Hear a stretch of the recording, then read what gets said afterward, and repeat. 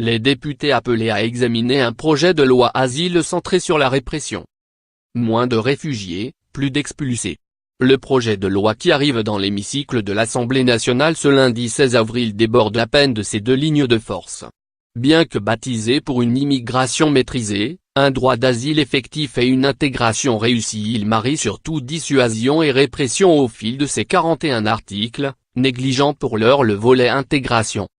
Le passage en commission des lois du 3 au 6 avril a certes adouci la copie du ministre de l'Intérieur sur la rétention, avec un doublement de sa durée contre le triplement souhaité par Gérard Collomb.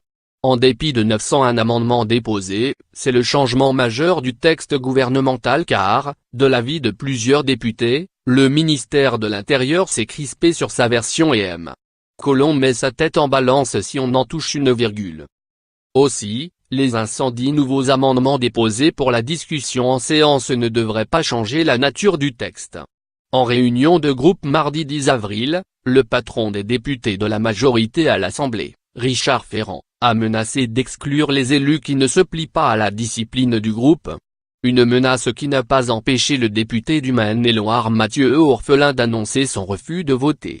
D'autres, jouant une stratégie moins frontale, pourraient être partis en vacances au moment du vote, prévu dans la nuit de vendredi à samedi. Ce projet, que le ministère de l'Intérieur qualifie d'équilibré, est unanimement dénoncé par les acteurs du secteur. Avocats, juges, personnel de l'asile, aussi bien de la Cour nationale du droit d'asile que de l'Office français des réfugiés et des apatrides, mais aussi le défenseur des droits Jacques Toubon, la contrôleure générale des lieux de privation de liberté Adeline Hazan, ils une limitation drastique des droits des étrangers en France.